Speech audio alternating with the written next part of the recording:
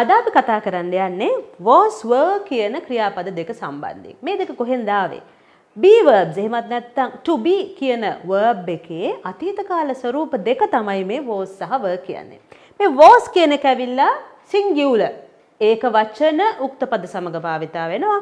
were කියන එක ඇවිල්ලා බහුවචන උක්ත පද සමග භාවිතා වෙනවා. එතකොට අපි මේ කතා කරන්නේ අපේ අතීත තත්වයන් ගැන. අපි අතීතේ කොහොමද හිටියේ? එහෙමත් නැත්නම් අතීතේ අපිට දැනුණ දේවල් ගැන කතා කරද්දී. අපි කියනවා the state of being අපේ condition එක.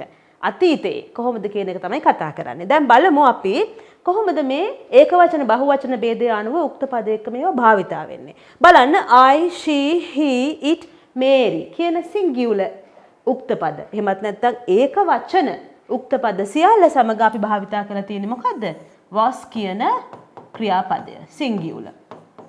ඊළඟට බලන්න we, you, they, the men. මෙන්න මේ සියලුම බහුවචන උක්ත පද සමග එහෙමත් නැත්නම් අපි කිව්වොත් plural subjects සමග අපි භාවිතා කරලා තියෙන්නේ were. එතකොට ඔන්න ඔහොමයි මේක කොටස් දෙකට කැඩෙන්නේ.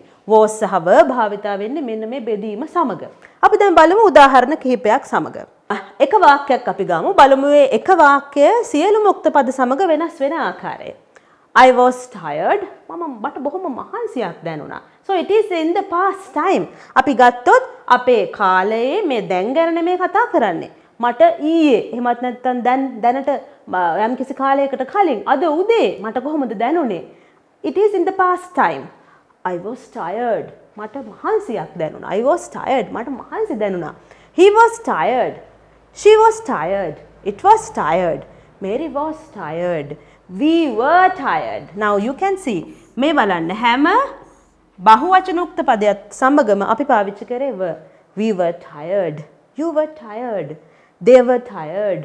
The men were tired. Men බහුවචන උක්ත පදයක්. හරි. අපි බලමු දැන් විවිධ අවස්ථාවල අපි situations වලට ගැලපෙන්න හදපු වාක්‍ය කීපයක් එක්ක. දැන් ඔයාලා දන්නවා අපි ගැලපෙන ක්‍රියාපදයේ මේ හිස්තැනට දානවා නම් අපි කොහොමද ඒක තෝරන්නේ? මොකක් මතද ඒක තීරණය වෙන්නේ? අනිවාර්යයෙන්ම අපේ වාක්‍යයේ උක්තය මත, subject එක මත. subject මොකක්ද? එයා තමයි වාක්‍යයේ ප්‍රධානියා, doer. ක්‍රියාව කරන තැනැත්තා. හරි. my mother මගේ අම්මගේ තත්වය අතීතේ. my mother not well yesterday. ඊයේ මගේ අම්මා සනීපෙන් නෙමෙයි හිටියේ. හරි. එහෙනම් my mother ඒක වචන singular subject එකක්. එහෙනම් ඔයා දන්නවා අපි පාවිච්චි කරන්නේ මොකද්ද? was. Very easy. Number 2 I මම. දැන් I කියන පදයට එක්ක වර්තමාන කාලේ නම් ඔයාලා දන්නවා simple present tense එකේ එයාට special treatment එකක් තියෙනවා. එයාට විශේෂ verb එකක් තියෙනවා. I නම් am. හැබැයි අතීත කාලේ එහෙම නැහැ. Iටත් wasම තමයි. Right. I was asleep. මම නිින්දේ හිටියේ. Asleep. නිින්දේ හිටියේ. At 4 o'clock. උදේ 4ට. This morning. අද උදේ. එහෙනම් අද උදේත් ඇවිල්ලා දැන් අපි කතා කරන්නේ එහෙනම් definitely උදේට පස්සේනේ. එහෙනම් අද උදේත් අපේ අතීත කාලයට තමයි අයිති වෙන්නේ. Next one. The museum. කෞතුකාගාරය එකක්. The museum was open. කෞතුකාගාරය ඇරලා තිබුණේ last Monday. ගිය සඳුදා. දැන් බලන්න මේ හැම වාක්‍යයකම ඔයාලට පෙනේ clue words කියලා જાතියක්. clue words. මොනවද මේ clue words කියන්නේ? ඉඟි වචන. අපිට අඟවනවා මෙන්න මේ අපි කතා කරන්නේ අතීත කාලය ගැන කියලා. බලන්න මේ yesterday, this morning, last Monday. මේක හරිම වැදගත් තේරුම් ගන්න එක. ඊළඟට අපි බලමු she was in India last year. දැන් ඔබට පුළුවන් ඉක්මනට පුරවන්න. මගෙත් එක්කම පුරවමු බලන්න. She was in India last year. ඔන්න ආපහු තියෙනවා clue word එකක්. මොකද්ද? last year. ගිය අවුරුද්දේ. The book. Yes. was on your table last night. පොත ඔයාගේ මේසෙට තිබ්බේ කවද්ද? ඊයේ රෑ. last night. Again a clue word. The book singular, therefore we use was. The book was on your table last night. Ronnie and Kelly. අන්න දැන් බලන්න Ronnie and Kelly. මිනිස්සු දෙන්නෙක්, පුද්ගලයෝ දෙන්නෙක්. එහෙනම් අපිට මේක සලකන්න වෙන්නේ බහුවචන විදිහට. So what is your choice? මොකක්ද ඔබ තෝරගන්නේ? were.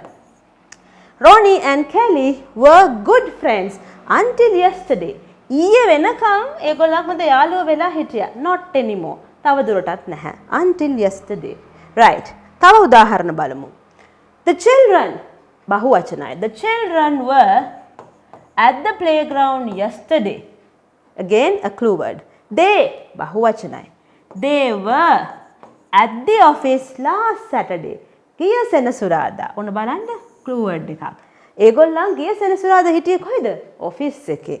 The principal was at the hospital yesterday. ඊයේ hospital එකේ තමයි හිටියේ principal. They ඔන්න බහුවචනයි. They were not happy, so they returned home. දැන් බලන්න මේ අන්තිම වාක්‍යය ඇවිල්ලා වාක්‍ය දෙකක සංකලනයක්. They were not happy. ඒගොල්ලන් සතුටින් නෙමේ හිටියේ. They were not happy. So therefore, so කියන්නේ therefore ඒකින්ද they returned home. ඒ හින්දා යාලා ගෙදර ආවා. දැන් මේක විශේෂයි. බලන්න ඔයාලට මේ පාර ඉංගි පදයක් විදිහට තියෙන්නේ ක්‍රියාපදයක්. returned action verb එකක් අතීත කාලේ. simple past tense action verb එකක්. ගෙදර ආවා. මේකත් ඇවිල්ලා අපිට ඉංගියක්. මොකක්ද ඉංගිය? මේ ඊයේ හෝ කලින් සිද්ධ වෙච්ච දෙයක් නේ. එහෙනම් we use the past tense plural be verb were. හරි. මම හිතන්නේ බොහොම සරල පාඩමක් ඔබ ලේසියෙන් ඉගෙන ගත්තා. ඔබට පාඩම හොඳින් තේරුණා නම් අපේ channel එකට subscribe කරන්න, like button එක press කරලා යාළුවොත් එක්ක share කරන්න.